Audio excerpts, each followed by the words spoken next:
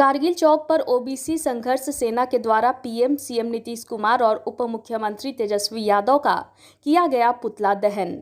खबर राजधानी पटना से है, जहां पटना के कारगिल चौक पर ओबीसी संघर्ष सेना के द्वारा प्रधानमंत्री नरेंद्र मोदी, मुख्यमंत्री नीतीश कुमार और उप मुख्यमंत्री तेजस्वी यादव का पुतला दहन किया गया।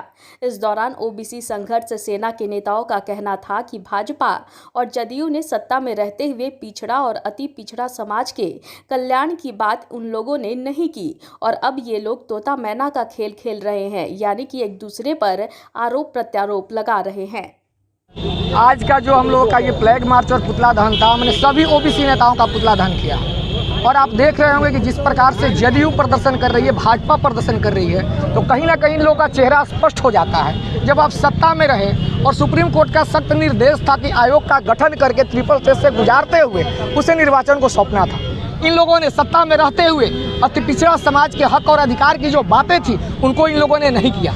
लेकिन अभी ये लोग तोता और मैना का खेल खेल रहे हैं। तोता और मैना का खेल आप समझ रहे होंगे, आरोप और प्रत्यारोप का दौर चल रहा है। ओबीसी नेताओं से मेरा आग्रह है कि अगर आप ओबीसी के हक और अधिकार की बात करते हैं, ओबीसी के लिए आप लड़ना चाहते हैं, तो आप मुखर होकर आपको आवाज़ उठाना होगा, नहीं कि जनता को, ओबीसी की जनता को बरगलाने का जो ये खेल है ना, ये खेल जनता समझ चुकी है। और आपको हम बता दें, जिस प्रकार से कोर्ट का निर्देश जो आया कि यार चुनाव को रोकने का, तो अभी दर्जनों मामला ऐसा है जो सुप्रीम कोर्ट का मैं जानता हूं, आपको अधिसूचना जारी होने के बाद चुनाव को रोका नहीं जा सकता है। लेकिन किनके इशारे पर, किनके कहने पर चुनाव को रोका गया, वो भी ऐसे दिन जिस दिन नवमी का दिन था, जिस दिन सभी मेला लोग घूम रहे थे। एक सोची समझी साजिश के तहत ओबीसी को बरगलाने का कार्य है, अति पिछड़ा के आरक्षण को समाप्त करने का प्रयास है। लेकिन ओबीसी संघर्ष सेना केंद्र सरकार और राज्य सरकार को चेतावनी देती है कि अगर आरक्षण रोस्टर से छेड़छाड़ किया जाता है तो बिहार ही नहीं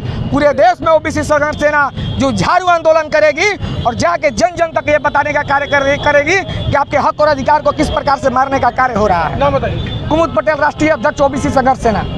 नहीं है इस मामले में आप ही तो दुनिया जग जाहिर है। अगर हमारे हितैषी होते ओबीसी समाज के नेता जो वर्तमान सत्ता में है, जो विपक्ष में, पहले भी सत्ता में रह चुके हैं, आज विपक्ष में है, अगर उनकी नीयत साफ होती तो जब सुप्रीम कोर्ट का स्पष्ट निर्देश था ट्रिपल टेस्ट से गुजरना हर राज्य को, जब महाराष्ट्र और एमपी का मुद्दा चल रहा था, उसी समय हर स्टेट को ये आदेश दिया गया था कि आप ट्रिपल टेस्ट होकर गुजरिए, आप आरक्षण लागू कीजिए, हमको कोई आपत्ति नहीं। लेकिन इन लोग सत्ता कुर्सी बचाने के खेल में जनता के मुद्दों को गौण रखा, जिसका परिणाम है कि आज ओबीसी समाज का बेटा जो चुनाव लड़ रहा था, जो चुनाव रद्द होने से आर्थिक शोषण और मानसिक शोषण का शिकार हो गया। सुनने में आ रहा है कि कई प्रत्याशी ने हत्या कर लिया। ये नौबत पर आ गया है। हम लोग प्रत्याशियों के सहानुभूति के साथ हैं और आने वाला समय में जब तक आरक्षण लागू नहीं हुआ, चुनाव नहीं होगा, अगर सरकार लड़ने के लिए तैयार है तो ओबीसी समाज कागज दिखा के ईंट से ईंट बजाएगी। अगर सत्ता में भेजाने का काम किया है तो हटाने का काम भी ओबीसी समाज करेगा। मेरा नाम नीतीश कुमार हुआ, राष्ट्रीय कोषाध्यक्ष ओबीसी संघर्ष सेना।